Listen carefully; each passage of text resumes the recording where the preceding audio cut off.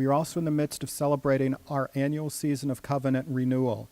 On April 28th, we will come together to make our pledges and collectively fund another amazing year in the life of Arlington Street Church.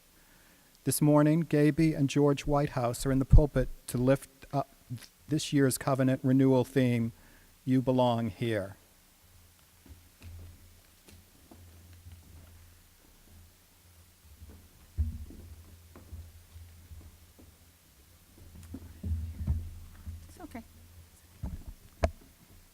George and I are honored to be asked to tell you about our long involvement with Arlington Street Church. Some of you have heard me tell about that I first arrived at ASC in 1967 as a nervous divorcee. In those days, being divorced was a serious stigma. When I arrived that first Sunday with my 2 young children, I came a half hour early. In those days, you brought your kids to Sunday school at 10:30 and then sat down with the other parents around a table and in the parish hall had coffee and talked before the service. I joined the group with great trepidation and started listening to the conversation. Alimony, visiting rights. It soon dawned on me that everyone at the table was divorced or divorcing. I belonged. To back up a bit, I emigrated to the U.S. when I was 12, having lived in England. I was lucky to get to know my wonderful aunt, who was also an immigrant, and when she arrived here, she found the UU Church and made it her home. She became a leader at our church in Newton and is still remembered fondly there 25 years after she died. This Aunt Hannah Salza saw that I was a lost teenager and took me to her church. I loved it, and I became a member of each congregation in the town I lived in before I ended up here at ASC. When I first came to ASC, it took me a year to start feeling at home. I would go to the coffee hour after the service, and we milled around in those days. We didn't sit and have a delicious lunch like we do now. And no one ever talked to me. Everyone stood around talking to people they knew, but I persisted. This went on for a year. But when I returned in September, people came up to me and asked how my summer was and said they were so happy to see me. I belonged. From there, it didn't take me long to get very involved. After 2 years, in 1969, I joined the choir. So this year marks my 50th year singing here. Thank you. I met George in the choir, and we've been singing ever since. I also got involved in every aspect of the church, notably search committees. I was chair of the committee that called Kim, and also every music director and other staff members.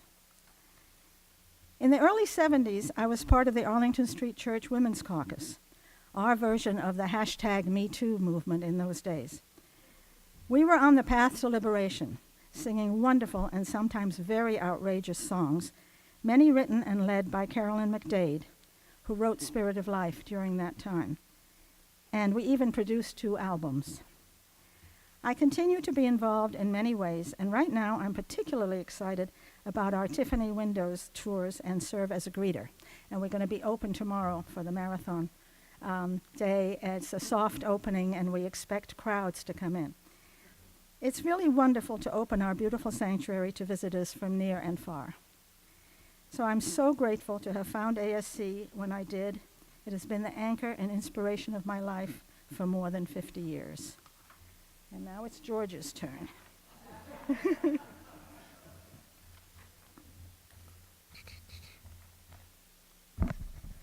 I first came to Arlington Street Church as a young boy of 9. I was a soprano in an all-male choir at Trinity Church here in Boston. Trinity Church wanted me to learn the catechism as part of my religious education and then be confirmed in the church. I memorized the catechism and began asking questions. I complained to my grandmother, with whom I was living at the time. They wouldn't answer any of my questions. My grandmother says, I know a church where you can go and ask all the questions you want, and they won't put you off. So she walked me down from her apartment in Copley Square to ASC on a Sunday morning. She was not a churchgoer, having grown up Jewish, and she said, "You go in there, and they will answer your questions." And she left me at the door. So I went in, and the people sent me upstairs, and I toured the classroom. The teacher asked, "Who are you? Why are you here?" And then began an ongoing discussion about faith, God, and religion. There was a children's chorus at the time, and I loved singing, so I continued in the chorus. There was also a scout troop, and I joined that. And a pool table. That was good. The pool table was in the current Ellen Helms Library, where I learned to shoot pool. I never had a stable home. Arlington Street became my home, my anchor. I belonged here. I joined the adult choir when I was 15, and I've been singing in the choir ever since. I met my first wife, Janet, in the choir. Sadly, she died, and eventually Gavy and I got together. The church has been good to me. I always say I met all my wives in the choir. In 1959, my roommate, Paul Barber. Paul was a direct descendant of Jeremy Belknap, the third minister of this church. He and I decided to repair the bells. They had fallen into disrepair in the early 40s. We wanted to complete this task for the anniversary of the dedication of this church, which took place on December 11th, 1961. It's 100 years. It was in 1961. Keep going. When people came to church on that Christmas, they heard the bells playing, "O Come All Ye Faithful," and other Christmas carols. Many had not known that there were bells even in the steeple.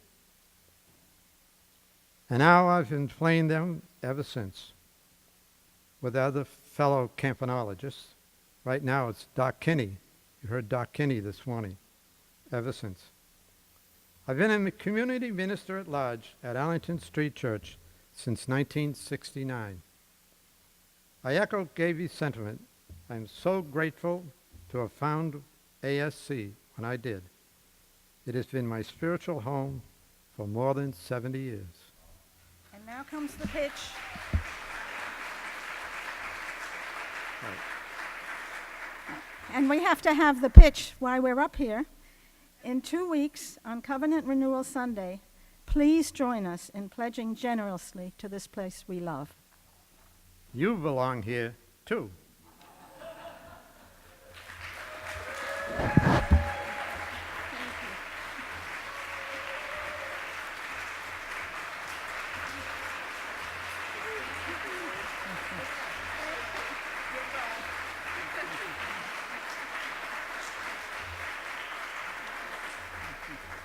Arlington Street Church, gathered in love and service for justice and peace.